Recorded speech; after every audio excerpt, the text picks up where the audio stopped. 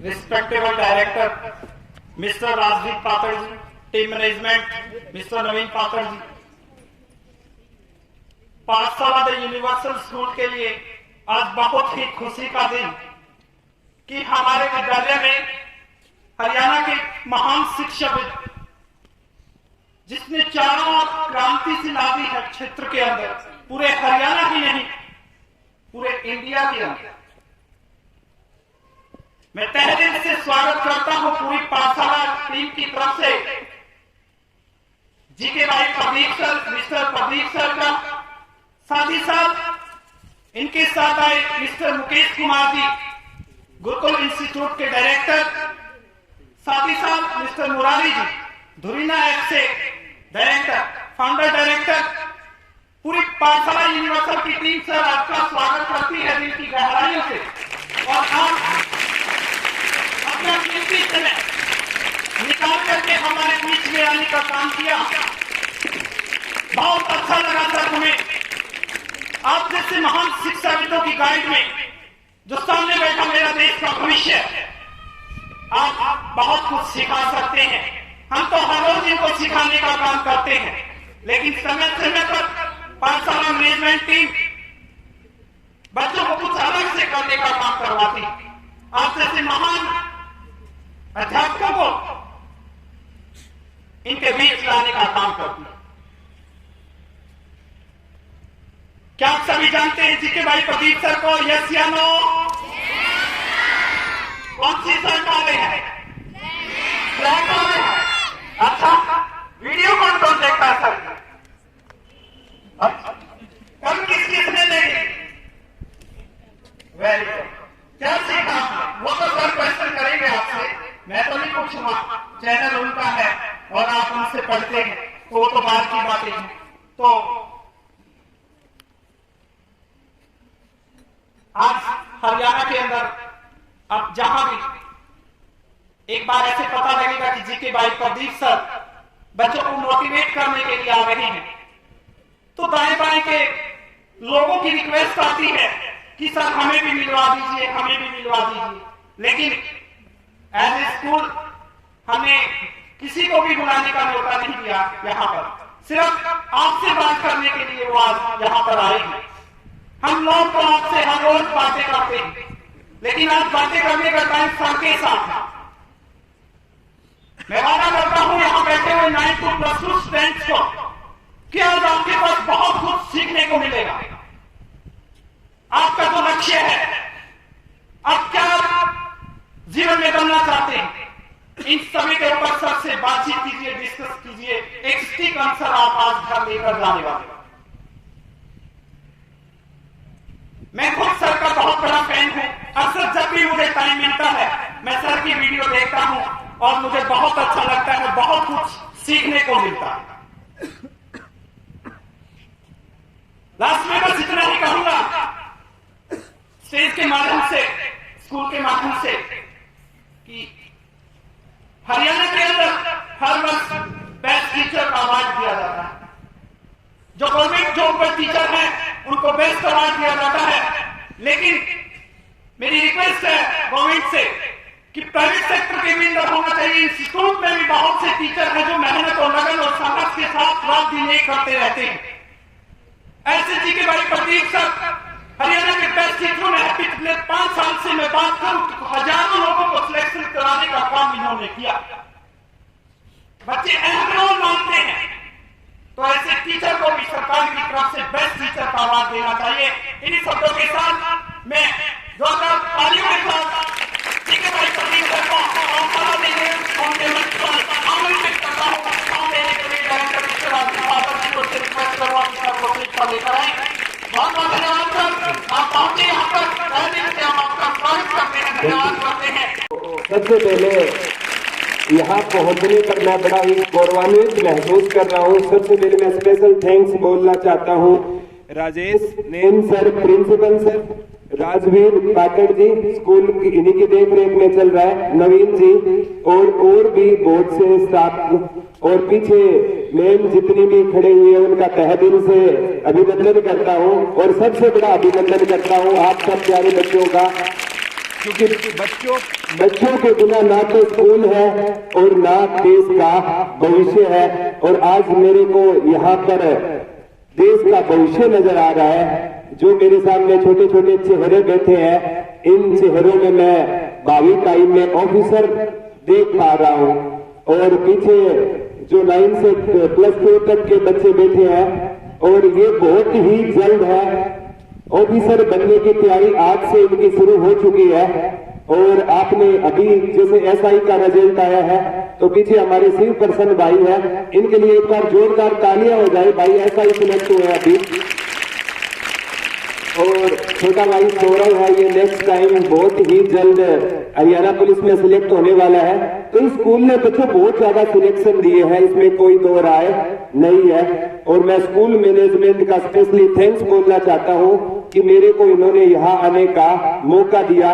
और जब भी मैं इनसे एक वादा करके जा रहा हूं कि जब भी स्कूल को मेरी जरूरत होगी तो मैं स्कूल में हर टाइम अवेलेबल रहूंगा। मेरे को कितना भी टाइम होगा मैं जरूर आऊंगा सर के पास। और मेरे को याद आता है कि एक दिन राजेश नैन सर की कॉल आई थी, और एक्चुअल में उस टाइम ना हरियाणा पुलिस का एग्जाम हुआ था। इस बार हर एक शिफ्ट में 4 एग्जाम आए थे, तो मैं एग्जाम सॉल्यूशन करवा रहा था। तो टेक्निकल टीम के साथ सर की बात हुई, ऐसे बात करनी है। तो जैसे ही मैं स्टेज से उतरा कि भाई ने बताया कि सर की ऐसे कॉल आई है, तो मैंने 1 मिनट भी नहीं लगाई, सर से बात की। और सर से बात करके रियल में बहुत अच्छा लगा। और उसके बाद मैं सर से फतेहाबाद मिला। और आज सर ने कल ही परसों बात हुई थी कि सर आप पाठशाला द यूनिवर्सल में आइए। तो मैंने कहा कि बच्चे बुलाएंगे और आप बुलाएंगे तो मैं क्यों नहीं आऊंगा। अब यहाँ से शुरुआत होती है प्यारे बच्चों कि आपको आगामी एग्जाम की तैयारी कैसे करनी है। 9 से +2 वालों के लिए बाद में मैं बातें करूंगा कि आप अभी से कैसे, अभी जैसे सर से मेरी बात हुई थी, प्रिंसिपल सर से बात हुई थी, डायरेक्टर सर से बात हुई थी, तो इनका जो पैटर्न है ना, इन्होंने जो NCERT बेस जो आगे अभी 6 से स्टार्ट कर रखा है क्या सर, 8 से है, और जल्द ये प्यारे बच्चों 3rd क्लास से शुरू करेंगे। अगर मैं आपसे गारंटी लेता हूं कि आप सर की देख रेख में आपने अगर इस पैटर्न को फॉलो कर लिया ना, तो आप UPSC प्री तक का जो एग्जाम है ना, वो टोटली NCERT बेस्ड एग्जाम है। और आपने शिव पर्सन भाई से आप पूछ सकते हो, जिसका NCERT स्ट्रॉन्ग है ना, उसको कभी कोई दिक्कत नहीं आने वाली है। तो मैं सर का स्पेशल थैंक्स बोलता हूं कि आज ही भविष्य के निर्माण में ये लग गए हैं। तो शिक्षा क्या होता है प्यारे बच्चों, एक सड़क की बात ही होता है। जैसे सड़क है ना, पैसेंजर को मंजिल तक पहुंचा देती है और सड़क हमेशा वहीं पर रहती है। तो शिक्षक उस सड़क की बात है। तो मैं सभी शिक्षकों को यहाँ जितने भी, मैं तो मतलब इनको बहुत अपने आइडल मानता हूँ, तो उनको मैं सैल्यूट करता हूँ। तो अब जो सबसे इम्पोर्टेंट बात शुरू होती है कि आगामी एग्जाम की आपको तैयारी कैसे करनी है। क्योंकि आप कोई भी कंपटीशन एग्जाम देख लेना, हर एग्जाम में क्या आता है, मैथ आता है, गणित बोलते हो, आता है कि नहीं आता, आता है ना, साइंस भी आती है, रीजनिंग भी आती है। तो आप है ना आज से ही ना उनकी तैयारी शुरू कर दीजिए। आज से तैयारी करोगे ना तो बैंक क्या होगा, कम होगा। और जो +2 कर चुके बच्चे हैं ना, तो उनको तो क्या है, सर अभी कह रहे थे कि उनकी 9 से 12 तक क्लास होती है, या 2 बजे तक रुकते हैं सर। ये +2 वाले बच्चे कब तक रुकते हैं, 12 बजे चले जाते हैं। तो उनसे कहना चाहूंगा कि सर, और मैं डिस्कस कर रहा था कि 12 बजे के बाद भी आप रुकना शुरू कर दो। अभी से आप तैयारी शुरू करोगे ना, तो कंपटीशन लेवल का आपको एक बहुत अच्छा आइडिया हो जाएगा। और बहुत जल्दी आप क्या प्राप्त कर लोगे, जॉब को प्राप्त कर लोगे। तो कम से कम आपसे रिक्वेस्ट है कि जब नेक्स्ट टाइम आओ तो मेरे को +2, 9 से +2 वाले बच्चे बहुत ज्यादा तादाद में दिखाई देना चाहिए, क्योंकि ये आपका बेस पॉइंट है। तो आप 12 बजे जाना नहीं, 12 के बाद तैयारी शुरू होगी, ठीक है। और जब भी सर मेरे को बुलाएंगे या मेरी टीम को बुलाएंगे, तो मैं भी गेस्ट लेक्चर के तौर पर आपके पास आता रहूंगा। और छोटे छोटे बच्चे जो भी मेरे सामने बैठे हैं, तो आपके लिए यही कहना चाहूंगा प्यारे बच्चों कि अभी से ना एक जीके में भी अपना बेस बनाना शुरू कर दीजिए। एक छोटी सी बुक आती है, भारत को जानो, पढ़ी है या नहीं पढ़ी, नहीं पढ़ी तो प्यारे बच्चों उस बुक को पढ़िए, देखिए, ठीक है। ये नहीं होता कि कंपटीशन में क्या आना है और क्या नहीं आना है, हमें बेसिक नॉलेज होनी चाहिए। तो हरियाणा के बारे में आपको बेसिक नॉलेज होनी चाहिए, चाहे आप एग्जाम की तैयारी कर रहे हो या एग्जाम की तैयारी ना भी कर रहे हो ना, तो हरियाणा के बारे में तो पता होना चाहिए, ठीक है। तो घर पे हमें दादा दादी के बारे में पता होना चाहिए या नहीं होना चाहिए?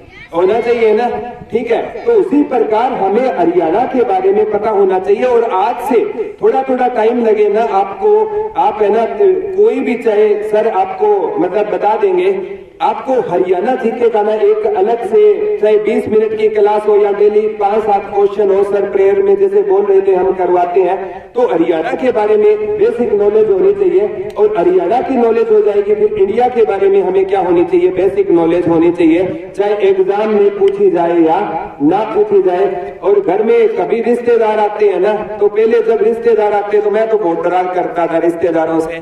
क्यों डरा करता था? आते ही ना वो टीचर बन जाते हैं, बोला आपके बच्चे को क्या आता है, ठीक है। अब है ना उनसे वो आते ही ना वो इस जैसे ही एंटर करते ना पीछे वाले रास्ते से बाहर निकल जाता, क्योंकि आते ही क्या करेंगे? बोला मैथ की कॉपी लेके आओ आपकी, चाहे उनको कोई मतलब नहीं है, घर वालों से गालियां दिलवानी है, ठीक है। होता है कि नहीं होता? सभी के साथ ऐसा होता होगा। और जब वो घर से रिश्तेदार जाते हैं ना, तो 100-200 रुपए देते हैं कि नहीं देते? या नहीं मिले आपको? देते हैं ना। और उस टाइम क्या होता है, मम्मी जीएसटी काट कर 200 वाला रख लेती है, 10 वाला पकड़ा देती है, होता है ना। तो उस टाइम बड़ा अजीब लगता है कि यार जीएसटी इतनी तो सरकार ही नहीं काटती जितनी मम्मी काट रही है, ठीक है। और ये सभी के साथ होता है बच्चों। तो मैं आपसे आज यही कहूंगा कि कोई भी है ना मजबूरियों का बहाना हमें नहीं बनाना चाहिए कि मैं गरीब हूं इसलिए मेरे पास पैसे नहीं है।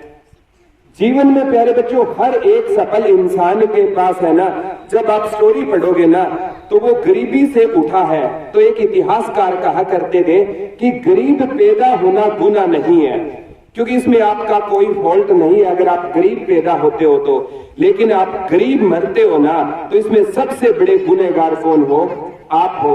तो मैं आपसे यही रिक्वेस्ट करना चाहता हूँ, एक आपको एक स्टोरी सुना रहा हूँ, एक ऐसी लड़की की स्टोरी सुना रहा हूँ जो आपको अंदर से हिला कर रख देगी, छोटे छोटे बच्चों के लिए है, ठीक है। एक लड़की थी प्यारे बच्चों, 1940 में अमेरिका में उस लड़की का जन्म होता है। और उस टाइम उस लड़की का जन्म होता है जब अमेरिका में श्वेत और अश्वेत के दंगे चला करते थे, ठीक है। श्वेत अश्वेत समझते हो क्या? काले गोरों का क्या चला करता था? झगड़ा चला करता था अमेरिका में। 1940 की बात है, जब सेकेंड वर्ल्ड वॉर 1939 टू 1945 सुना होगा आपने। तो उस टाइम है ना उस लड़की का जन्म होता है, बिल्कुल गरीब परिवार से थी। उसके पिता कुली का काम किया करते थे। और जब वो लड़की है ना मतलब पैदा हुई थी ना, तो उसका वजन मात्र 2 किलो था। कितना किलो था? 2 किलो। और WHO कहता है कि एक नॉर्मल बेबी का जब जन्म होता है ना, ठीक है, तो उसका वेट है ना 2.5 से 3 किलो के बीच में होना चाहिए। नॉर्मल वेट इतना WHO मानता है। तो वो कमजोर पैदा हुई थी। और जब वो लड़की कमजोर पैदा हुई और टाइम से पहले पैदा हो गई, तो वो उसको निमोनिया वगैरह हो गया और वो क्या रहने लग गई थी? बीमार रहने लग गई थी वो लड़की। और जब वो 4 साल की हुई थी ना, तो उस लड़की को पोलियो हो गया था। और उस लड़की का ना पैर में काम करना बंद कर दिया था। और डॉक्टर ने एक बात कही थी कि ये लड़की कभी चल नहीं सकती, अगर ये चलेगी तो ना बिना बैसाखी के नहीं चल सकती। अब उस लड़की ने एक बात ठानी थी कि मेरे को कुछ करके दिखाना है। अब है ना श्वेत वो लड़की थी और श्वेत और श्वेत के क्या चला करते थे? दंगे चला करते थे।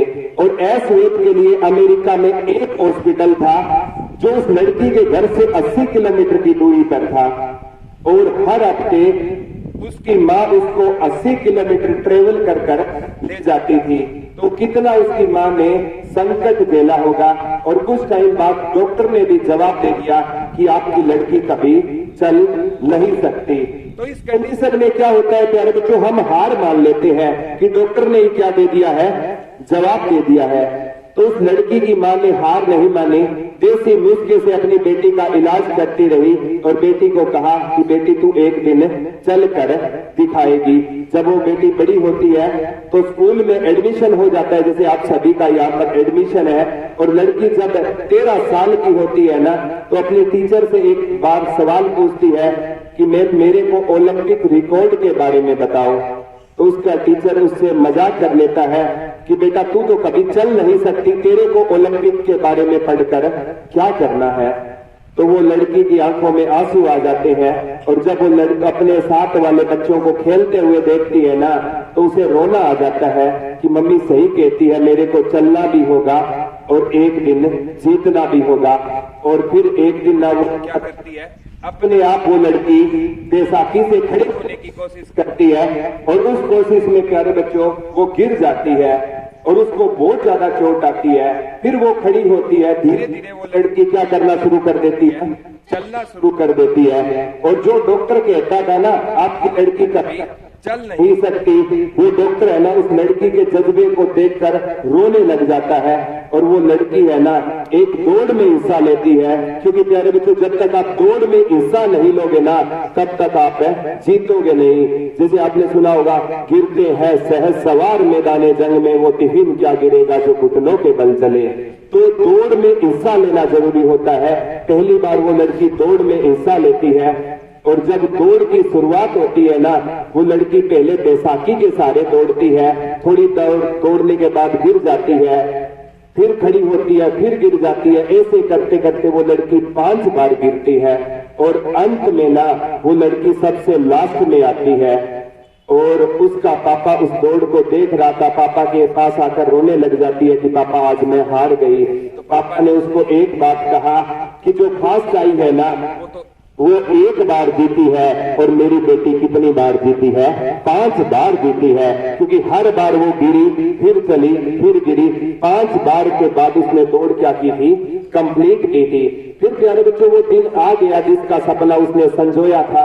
1960 में रोम ओलंपिक का इतिहास उठाकर देखना, उस लड़की ने 100 मीटर में गोल्ड मेडल जीता था, 400 मीटर में उस लड़की ने गोल्ड मेडल जीता था और 1600 मीटर में उस लड़की ने गोल्ड मेडल जीता था। और वो कोई और लड़की नहीं थी, विल्मा रुडोल्फ थी। तो ऐसे जज्बे को हम सैल्यूट करते हैं। तो प्यारे बच्चों कभी भी मजबूरी का रोना मत रोना। उस लड़की को पोलियो था, उससे ज्यादा कोई मजबूरी आपके सामने नहीं आ सकती। कितने उसको हर एक ने ताने दिए थे, उससे ज्यादा बड़ी मजबूरी आपके सामने नहीं आ सकती। अगर वो कर सकती है तो आप क्यों नहीं कर सकते।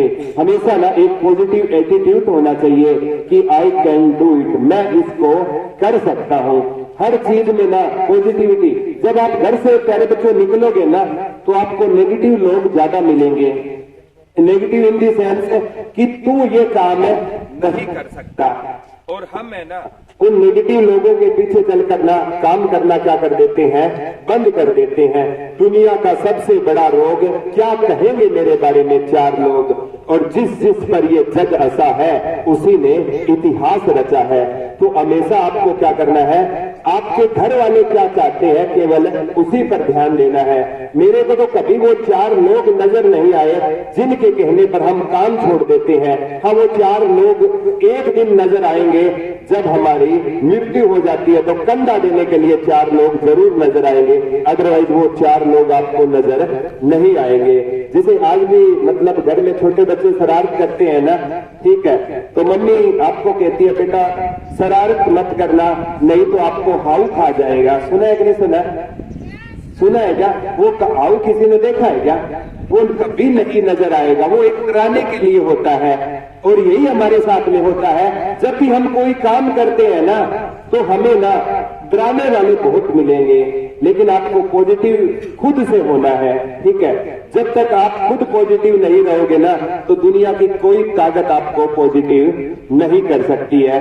और जब भी आप तो छोटे छोटे बच्चे हो, आपको तो इन चीजों का आइडिया भी नहीं है कि आने वाला दौर है ना कॉम्बिनेशन का दौर है। और मैं आपको लकी मानता हूं कि आप पर जिन्होंने आपकी जिम्मेवारी संभाली हुई है वो बड़े महान गुरुजन हैं। वो आज से आपका ध्यान रख रहे हैं कि कंपटीशन के दौर में हमारा बच्चा कहीं पर पिछड़ न जाए। तो ऐसे गुरुजनों को मैं सैल्यूट करता हूं और पूरे पाठशाला का यूनिवर्सल को मैं सैल्यूट करता हूं कि आज से ही आपके भविष्य के बारे में सही सोचने वाले अध्यापक गण आपको मिले हैं। तो आप निष्ठा से तैयारी करना, कोई भी तैयारी में ना किसी प्रकार की दिक्कत आए। देखो लाइफ में जरूरतमंद बच्चे होते हैं, ठीक है, मैं मानता हूं कई बार घर में ऐसे भी चीजें होती है कि हम बुक भी नहीं खरीद पाते। तो आप है ना मतलब सर के पास, राजेश सर के पास कोई ऐसा बच्चा रियल में जरूरतमंद है तो मेरे को नहीं लगता कि सर आपको कोई भी हेल्प चाहिए तो आप बेझिझक सर से बात कर सकते हो। और मैं भी सर के पास जो भी कंपटीशन की बुकें है ना, आप जैसे बच्चों के लिए सर को मैं प्रोवाइड करवा दूंगा, निःशुल्क सारी पुस्तकें आपके पास है, मिल जाएगी, कोई दिक्कत नहीं है। और किसी भी प्रकार का कोई जरूरतमंद बच्चा है ना तो मैं मंच के माध्यम से, हमारे छोटे भाई मुरारी भाई भी आए हुए हैं तुरीना के फाउंडर, ठीक है, तो इनसे तो पूछना भी नहीं पड़ता, कोई भी काम है कहते हैं प्रदीप सर खड़े हैं। तो किसी कोई भी जरूरतमंद बच्चे को ना, देखो आपके तो कोर्स की छोटे बच्चों को जरूरत नहीं है, आपको जो विजुअल सर पढ़ाते हैं वो पढ़ो, लेकिन 9 से +2 के बाद जो भी जरूरतमंद बच्चा पूरे गांव में है ना, अगर पैसे के अभाव में शिक्षा से वंचित रह रहा है तो सर से कांटेक्ट कर लेना, तुरीना पर सारे कोर्स उसको फ्री मिलेंगे, कोई दिक्कत नहीं है। तो आप केवल क्या करना, मेहनत करनी है आपको। और किसी भी प्रकार से ना कभी आपके मन में कभी भी संशय हो कि, क्योंकि कई बार क्या होता है कि बच्चे के दिमाग में ना जब सर पढ़ा रहे होते हैं, राजेश सर जैसे पढ़ा रहे होते हैं, तो कई बच्चों के दिमाग में क्वेश्चन होता है कि सर से मैं इसके बारे में, क्योंकि सर कोई सपोज करो कोई सम करवा रहे हैं या कोई टॉपिक पढ़ा रहे हैं, तो क्लास में 1-2 बच्चा जरूर होता है उसके दिमाग में ये होता है कि मैं सर से पूछूं कि ना पूछूं। तो प्यारे बच्चों, ऐसे कंडीशन में ना, ये मेरे साथ भी हुआ है और ये बहुत से बच्चों के साथ होता है। जब आप पर्सन का पूछोगे ना सर से, सर इसका मेरे को समझ नहीं आया, तो बच्चे आप पर हंसने लग जाएंगे। होता है कि नहीं होता, क्लास में होता है ना। और अगर आप प्यारे बच्चों आपको कोई क्वेश्चन समझ ना आए और आप है ना सर से नहीं पूछ रहे हो तो आप मूर्ख हो, और पूछ रहे हो तो भी मूर्ख हो। पूछोगे तो 5 मिनट के लिए मूर्ख हो, अगर नहीं पूछोगे तो पूरी उम्र के लिए मूर्ख हो। अब आपको देखना है कि 5 मिनट मूर्ख बनना है या पूरी उम्र मूर्ख बनना है। तो 5 मिनट की मूर्खता मेरे हिसाब से ज्यादा अच्छी है पूरी उम्र मूर्ख बनने से। और किसी बच्चे के दिमाग में जब क्वेश्चन वो घूम रहा होता है ना, तो सारी क्लास में उसको कुछ भी समझ नहीं आएगा, वो यही सोचेगा कि मैं सर से क्वेश्चन कब पूछूं, क्वेश्चन कब पूछूं। तो जब भी जिस भी टाइम आपके दिमाग में कोई क्वेश्चन स्ट्राइक करे ना, उसी टाइम सर को रोक दो कि सर मेरे को यहाँ से समझ नहीं आया। और वो क्वेश्चन हो सकता है क्लास में 10 बच्चों का और का हो, और वो पूछना ना चाह रहे हो कि इस डर से कि बच्चे क्या सोचेंगे, मेरे को बच्चे वाला क्वेश्चन नहीं आता। तो प्यारे बच्चों, जीवन में ना मैं आपको सफलता का यही मूल मंत्र है कि आपको जब भी कोई क्वेश्चन समझ नहीं आए ना, उसी टाइम हैंड रेज कर लेना चाहिए कि सर मेरे को समझ नहीं आया। अगर 2 + 2 4 होते हैं ना, ये भी समझ नहीं आया तो भी हाथ खड़े कर लो, क्योंकि प्यारे बच्चों वो आपकी नींव है, वो आपकी शुरुआत है।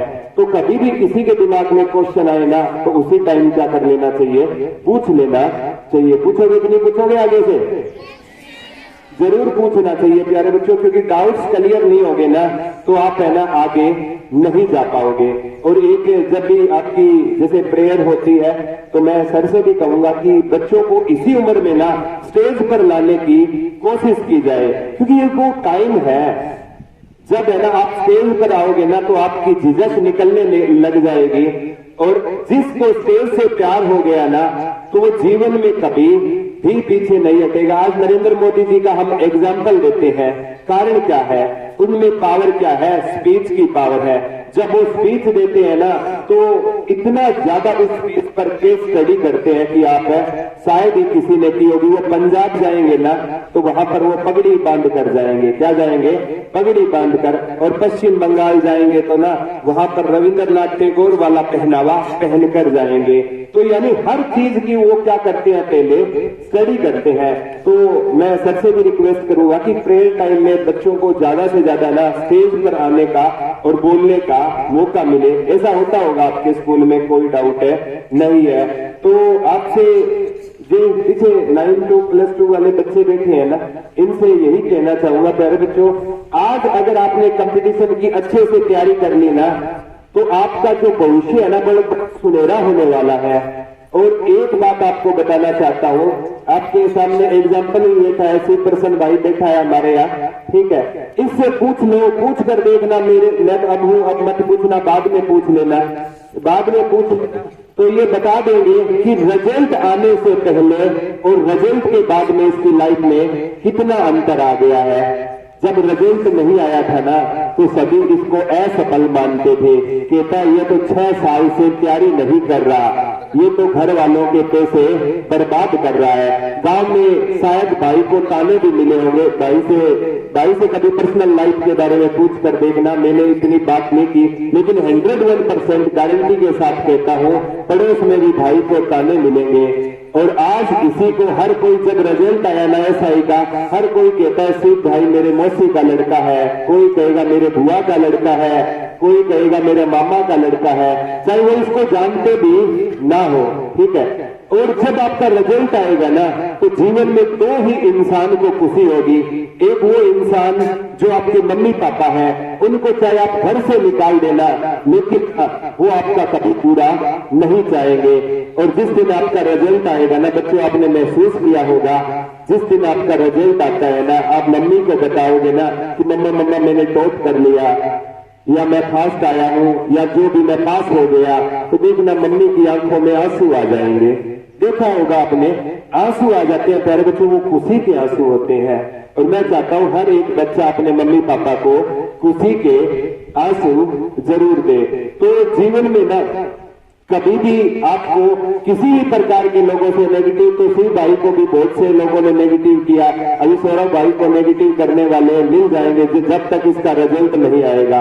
और जिस रात रिजल्ट आता है ना, पता नहीं पड़ोसियों को कैसे पता चल जाता है, हमसे भी पहले पता चल जाता है कि भाई जॉब लग गया है। और सुबह से बधाई देने वालों के ताने लग जाते हैं, बधाई लेने वालों का तांता लग जाता है कि मेरे को पक्का पता था कि भाई पुलिस में लगेगा। एक दिन पहले तो आपने नहीं कहा था कि भाई पुलिस में लगेगा। तो सफल और असफल इंसान के बीच में ना 1 सेकंड की देरी होती है। 1 सेकंड पहले रिजल्ट नहीं आया, वो असफल है। 1 सेकंड में रिजल्ट आ गया, वो क्या है, सफल है। तो हमेशा क्या करना है आपको, कोई भी प्यारे बच्चों, हमेशा जीवन में एक बात ध्यान में रखनी है आपको, लोग रिजल्ट को देखते हैं। किसको देखते हैं? रिजल्ट को देखते हैं कि आपकी जॉब लगी या नहीं लगी। पीछे तैयारी को कोई नहीं देखता। आज है ना, हम बड़े बड़े एग्जाम्पल देते हैं कि अमिताभ बच्चन का एग्जाम्पल देखा होगा कि आज सदी का महानायक है। तो अमिताभ बच्चन को आज आप देखते हो, वो सदी का महानायक है। उसके पैर के हमने कभी छाले नहीं देखे। जब वो पहली बार ना इंटरव्यू देने जाते हैं ना, अमिताभ बच्चन को डायरेक्टर रिजेक्ट कर देता है, ये कहकर बोला तेरी हाइट देखी है क्या, तेरे साथ कौन सी हीरोइन काम करेगी। तो अमिताभ बच्चन को वहां से निकाल दिया जाता है। और अमिताभ बच्चन वहां से निकलने के बाद है ना, एक ही सपना लेते हैं कि एक दिन मेरे को इस इंडस्ट्री पर क्या करना है, राज करना है। अगर वो ये सोचते कि तेरे को निकाल दिया, रो कर बैठ जाते, क्या रोने वालों को प्यारे बच्चों कोई सहानुभूति किसी की नहीं होती है। आप किसी के सामने रोने लग जाओगे ना, एक दिन वो आपको देखेगा, 2 दिन देखेगा, 4 दिन देखेगा, और लास्ट में वो कहतेगा ये तो रोता ही रहता है। ऐसा सभी के साथ, सभी की लाइफ में प्रॉब्लम आती है। विराट कोहली का आज मेरे को आज भी याद आता है कि वो रणजी ट्रॉफी का एक मैच खेल रहे थे और उनको सूचना मिलती है कि उनके पापा का क्या हो गया है, देहांत हो गया है। जैसे ही 5 बजे मैच, टेस्ट मैच चल रहा था, पूरा होता है, पहले दिन जैसे चौथे दिन का खेल समाप्त होता है, विराट कोहली वहां से सीधा अपने घर जाता है और पापा की अर्थी को कांधा देकर, वो लड़का रोया तो बहुत था, लेकिन उसको लगा कि यार तेरे देश को तेरी जरूरत है। अगले दिन वो रणजी का दोबारा मैच खेलता है और 5वें दिन उसने टेस्ट मैच ड्रा करवाया था और पहले दिन उसने पिता की चिता को क्या दी थी, आग दी थी। क्या उससे ज्यादा मजबूरी हो सकती है किसी की? क्या नहीं हो सकती। तो कभी भी मजबूरी का रोना नहीं रोना है। आज विराट कोहली को पूरा देश क्या करता है, फॉलो करता है, अपना आइडल मानता है। और एक जैसे आपको एग्जाम्पल देता हूं, एक 16 साल के लड़के का एग्जाम्पल था। एक 16 साल का लड़का था, प्यारे बच्चों, वो कहां पर चला जाता है? 16 साल का लड़का ना वेस्ट इंडीज और पाकिस्तान का उस टाइम क्रिकेट में बोलबाला हुआ करता था। पाकिस्तान में तेज गेंदबाज हुआ करते थे, वसीम अकरम का नाम सुना होगा, क्रिकेट वगैरह सुनते होंगे। तो उस टाइम है ना 16 साल का लड़का है ना, वो खेलने चला गया और सामने से उस टाइम ना तो क्रिकेट में हेलमेट वगैरह हुआ करते थे, कुछ भी नहीं होता था। और स्टेडियम वाले आवाज लगाते हैं कि सचिन तेंदुलकर वापिस जाओ, दूध की बोतल लेकर आओ। 16 साल का लड़का, इतना मजाक उड़ाया गया उस 16 साल। कठिनाइयां आपके आ रही है ना, तो जीवन में सभी की कठिनाइयां आती है। ऐसे नहीं है कि कोई पैदा होते ही फेमस हो गया, कोई फेमस नहीं होगा। आपको ना पेड़ के हमें छाले देखने चाहिए कि उसके पीछे उसने मेहनत कितनी की है। आज सभी को ना रिजल्ट नजर आता है। रिजल्ट अगर सफल होंगे ना, तभी लोग है ना आपकी समाज में इज्जत करेंगे। तो क्या इसका एक रिजल्ट अगर ना क्लियर होता तो क्या सिंह भाई ने मेहनत नहीं की थी? मेहनत तो की थी, लेकिन लोगों को मेहनत से कोई मतलब नहीं होता है। लोग क्या देखेंगे? आपका रिजल्ट देखेंगे, इस लड़के ने रिजल्ट में क्या किया है। तो आप है ना सभी, आपका कंपटीशन खुद से होना चाहिए। अब है ना छोटे छोटे बच्चों में कंपटीशन होता है, टीचर जैसे कहते हैं कि बेटा फास्ट आएगा तो मैं ट्रॉफी वगैरह दूंगा, तो वो ट्रॉफी भी एक कंपटीशन का पार्ट होती है। उस ट्रॉफी को जीतना चाहिए आपको। छोटे छोटे बच्चों को मैं कहता हूँ, आपको स्पेशली जब भी कोई क्लास में ऐसा मैडम कंपटीशन करवाते होंगे कि जो फास्ट आएगा उसको मैं क्या दूंगी? चॉकलेट दूंगी।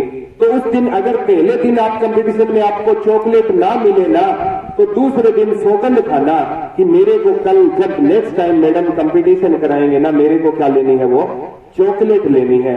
चॉकलेट एक बहुत छोटी चीज है, लेकिन वो जिस कंपटीशन को क्रिएट करती है ना, तो वो अपने आप में क्या है? बहुत है, बड़ी चीज है। तो मैं आपसे कहूंगा कि टॉफियां जीतोगे या नहीं जीतोगे चॉकलेट?